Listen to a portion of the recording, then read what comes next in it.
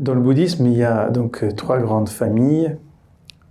Certaines sont ascétiques et d'autres sont plutôt abandonnées au siècle, présentes dans le siècle. Le zen a cette grande chance, c'est de ne pas se résumer à la vie ascétique, donc dans un monastère ou dans un ermitage. Donc dans le zen, on peut être prêtre, moine, monial et même maître enseignant, c'est mon cas, tout en étant laïque, séculier, en ayant un travail, une famille, en vivant dans la ville, etc. Dans un cas comme dans l'autre, on est rattaché à un monastère, à un lignage, on suit un maître, et nous avons les mêmes préceptes, qu'on soit séculier ou cénobite, et la même règle de vie. Ce que je pense de la vie monastique, c'est qu'elle est nécessaire.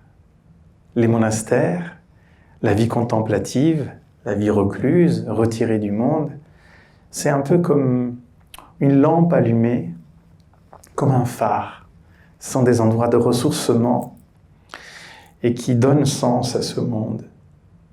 Qui donnent sens à ce monde. Et ce sont aussi des lieux de refuge où on peut aller se retrouver, où on peut faire l'expérience de la solitude, du face-à-face avec soi, de l'essentiel des choses, de la simplicité, de la beauté de la vie. Mais la pratique spirituelle ne peut pas se résumer à la vie monastique, heureusement. La vie monastique peut être tout à fait vécue en ville, dans le siècle. Je dis toujours à mes disciples que notre monastère est le monde et que la cellule du moine et de la moniale que nous sommes est notre maison. Et que notre toute première communauté monastique, ce sont nos proches, nos collègues, les gens qu'on croise chez le boulanger, aux impôts, à la poste. C'est avec ces gens-là qu'on commence par pratiquer la compassion, la bienveillance, la gentillesse, la douceur d'âme. Toutes les règles de vie, de la vie monastique, peuvent absolument être appliquées à notre quotidien. Et alors, par exemple, on peut faire un exemple, celle d'être sobre, de vivre dans la sobriété, les choses essentielles. Quand j'étais plus jeune, et je sais que j'ai manqué beaucoup à ce précepte, j'ai beaucoup dépensé, par exemple dans des vêtements inutiles.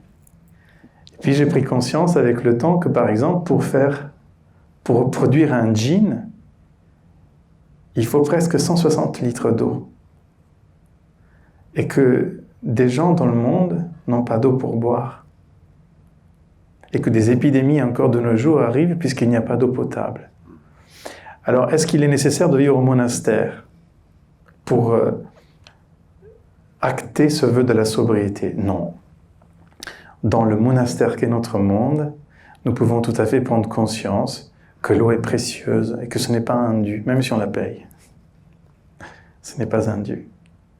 Et que je dois vivre dans la reconnaissance et la gratitude de pouvoir en bénéficier, mais que je peux aussi faire l'effort de l'utiliser, d'en bénéficier, avec compassion, avec bienveillance, avec reconnaissance, avec sobriété.